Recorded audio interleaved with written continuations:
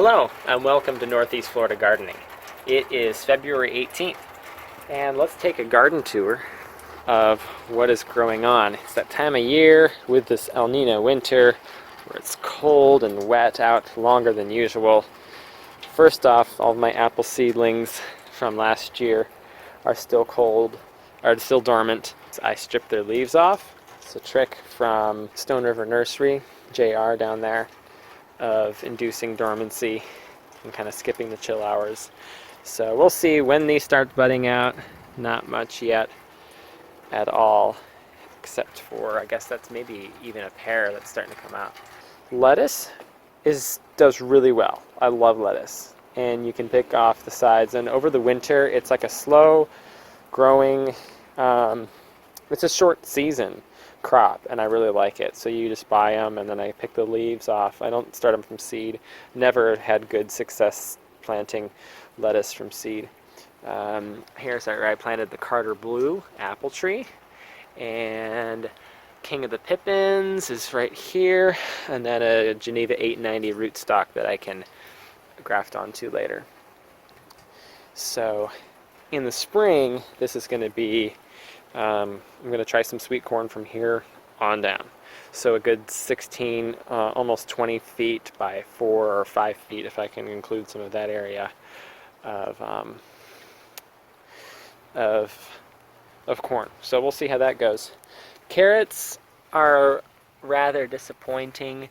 They just take so long to get any mass because I just don't get any light in the wintertime. So I really can't rely on this for anything except for maybe some brassicas. And like, this is mustard green, just really looking nice. This is my compost pile too. So this ends up just being where I let the compost sit for a few months. I'm fine with that. Definitely everything in progress. I'm going to put potatoes there, and there was nothing there over the winter.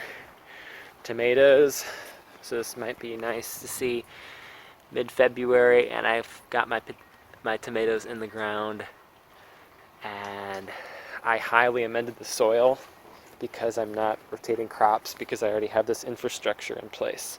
So some sugar snap peas that I planted way last fall, they finally took off and are going nicely high up the trellis. These are Brussels sprouts, which produced a good amount of Brussels sprouts, but they took so long. They got a good flavor to them. They took so long to start heading up like this because it was so warm in the fall, and they just got lanky, and they rotted. They weren't tight balls, and so they weren't really that good. And then by the time they start bulbing up, it's when I want to plant my spring. So I guess if I'm going to do Brussels sprouts, I'm going to leave them in a bed that I will be leaving the longest, like my corn. I'm going to wait a little longer till it warms up to do corn. So probably next year I should do Brussels sprouts in that bed. And I got the carrots here too, but my carrots are planted right here. I'm going to have this push and pull of priorities, because I want to mix some of this compost in, let it sit for 2 weeks with some organic fertilizer to really inoculate into the soil well before I direct sow corn, because they're heavy feeders and I want to get them a good start.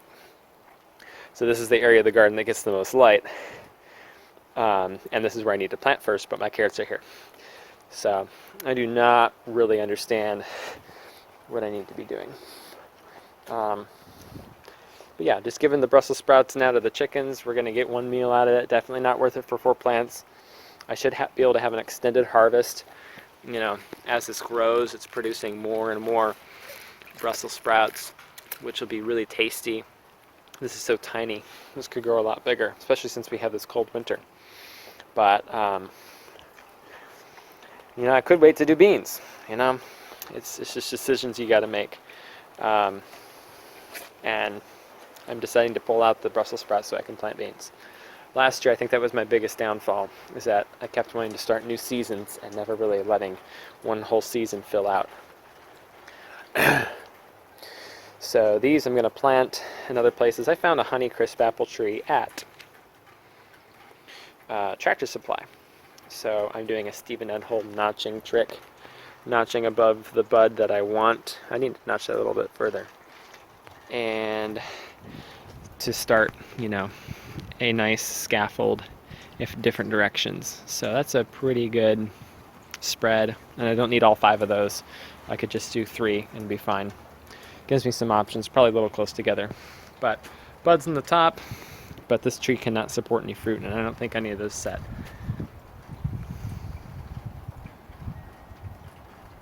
Yeah, I think that's, we'll see. I don't think it's doing anything. Pear, elderberry are moving out west a ways. Here's a loquat I'm going to plant. So that's the overall of this garden. Beautyberry. Fresh new growth, just stuck in the ground, and it hasn't wilted after 2 weeks. That's a really good sign. So lots of pussy willow because I like it. And then almost a whole week I planted cucumbers and squash. Granted, it's been cold, but these really should be pushing through, and I don't know why they're not. Could be too cold. I need to plant those indoors, not outdoors. Or start them by seed indoors. This is again cucumbers. 1 week ago I planted seeds and nothing's coming up. It's pretty sad. You gotta have warm weather for the good germination. And that really should be inside, but I don't really have the space inside. At least I'm choosing not to give space. Small tomatoes, a couple peppers. This one I think is dying because there's water around the stem. It just does not look like a healthy plant at all. I planted this one deep, and ever since then it's been looking sickly. So I really should kind of scrape this down to that almost non-existent root ball and let it dry out a bit. That one looks fine. That was planted deep too. I don't know. So I got tomatoes in pots. That seemed to work well last year. The most successful tomatoes were in that trellis, on the trellis in the beds. So this is grapefruit starting to bud out, which is nice to know. And this is a twig of a lime, it's not focusing, that I had grafted. And it hasn't died yet. It might be budding out there. Cannot tell. Wow, it just does not want to focus. This is my new citrus grove. So I have a Robinson tangerine here, navel orange, grapefruit, the tangerine that is well established in the ground, so I can let that fruit like crazy. That'll be kind of my my happy.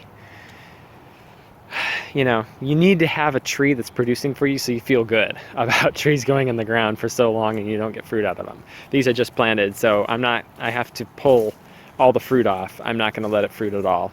And I've been letting that grapefruit fruit way too long, for 2 years, with 2-pound fruits on it, 6 of them.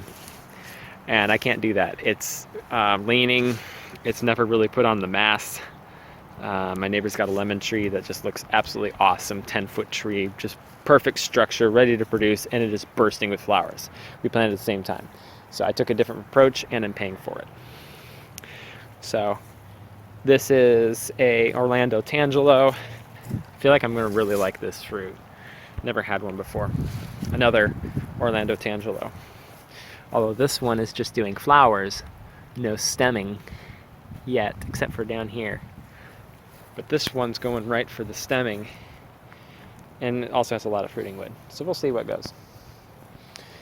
It's just nice to know that you have the fruiting branches. I don't know too much about the difference between branches, like branches that produce vegetative growth and ones that are have a better tendency to have flowers. But This is a seedling avocado. It's going to be years before that does anything. And a seedling papaya. This is a nice little lemon that's in a pot.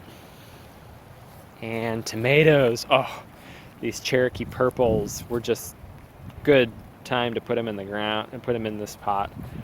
And I'm so excited for that. I'm looking like I might get a lot again.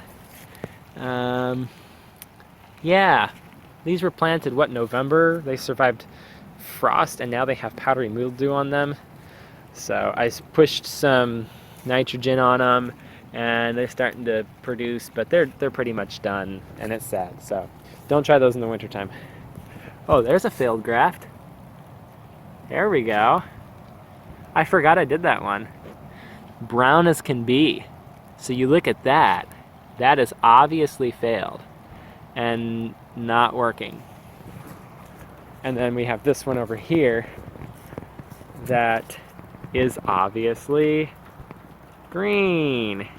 So we'll see. I hope it's a good graft because I want to have a successful graft. So this is a oak, Shumard oak, that I'm letting a new terminal bud be the top part of the tree. It's been in the ground 2 years, the exact same size. So not very nice. But it might pop up next year. So pomegranate, wonderful pomegranate that is starting to bud out. That's exciting. And then here's my apple area. I'm so excited. Don't know what I should show you first. Blueberries are budding out. Berries, blackberries, raspberries, more blueberries. Poinsettias in North Florida, underneath of your house where you get shade, and that's awesome. So yes, the trick of tipping the apple branches has worked. Orrin Martin at the Santa Cruz Research Center in California, he talked about how to do this to late in the season, and you're supposed to do it on laterals really short to induce fruiting wood. Late in the season, you prune it, but every single one of these, I had a shoot coming out, and that terminal bud could have been a fruiting bud anyway. But you tip it, side shoots come out, and there we go. We have 2 beautiful clusters of flowers on a golden Dorset. And these are meant to flower in this area, but we'll see if this is also fruit. But if it's not, it'd be interesting to note that terminal growth would have just been vegetative buds. And then when you prune it, then it sends out these weak shoots and then decides to put flowers on it. We'll see what this turns into. It could still be flowers in there, but I should know by now. Another Honeycrisp apple tree that is coming out. That's kind of cool. Peach from last year, flowering out, absolutely gorgeous. It's amazing. Oh my goodness, it just looks so rich with color. No green yet, and just this full branch of flowers. The peach has already flowered, is setting fruit, and is just now starting to put out green. The sky might be waking up later, but I'm a little scared because this is my more vigorous tree. And if it just simply does not have as much buds, okay, that's going to be some nectarine buds. I'll let that fruit a ton. Then this tree is just going to keep getting bigger if it doesn't produce fruit. I really need to slow this tree down. My sun comes from this direction. So this tree will shade out this one. Doesn't look like it's that much difference, but this one is definitely weaker, and it's on the north side of this one. And I pruned this one way back. So it has all of its resources in the ground. I summer pruned it so many times, but I don't want it to shade out this one. So what I'm going to do, even though this one has gorgeous flowers, I'm going to let this one flower and fruit all at once. That'll slow it down. I'm going to force myself to take off most of the fruit off of this. I could even do all the fruit. If I get a good harvest on this, I might be brave enough to do this. Oh wow, that is cool. all of those buds are making more shoots. That's really kind of cool. That's a lot different than just like last week when I pruned this thing. So if I have the self-control, I should take all the fruit off of this one, let this grow vegetatively to put more resources in the ground to get a thicker trunk. This one has its head start, stress it out by letting it hold on to its fruit longer, and then maybe that'll help this one catch up. Backyard orchard culture, you got to do what you got to do. This is Anna that's been cut down quite a bit, so that's going to increase more growth. This was a taller shoot, but because I pruned it down lower, I'm expecting a response that's going to help it hopefully clear the fence this year. And this is a dormant fig, got one fig out of it. And then an Anna apple tree that is flowering in the rain. Why do you flower in the rain? I just needed it to be dry weather. This is a weak tree. This side is much more vigorous and alive than this side. This is the dead weak side, so that's why it's fruiting probably. But at least on this side I do have some flower buds. I want this thing to be so big and fill the space. And hopefully we'll get some apples. If I count correctly, I might get 1, 2, one apple per cluster. 1, 2, 3, maybe 4, 5, 6, 7, 8, 9, 10, 11. Maybe 12, maybe 13. That would be awesome if I could get 13 apples. This is a nice, thick trunk. It's established into the ground. I've let it sit for a couple years, so it probably could hold more, but I really should be nice to it and invest in future years by thinning the fruit down to 1 per cluster. Yeah, what is this? I think that's vegetative. That's not any fruit. That's going to form a new branch if I want it. I don't think I want it to. But all over the place. Nice. Nice, nice, nice. This is coming out everywhere. And hopefully it'll come out in the buds that I notched. But this thing is going to burst with life really soon, and I'm really looking forward to that. Awesome. Well, it's a super long video, but if you followed through to the end of this, like and subscribe, leave a comment if you can about what you'd like to have changed about this channel. It's me just ranting, showing my plants, and I can totally understand if that is not interesting.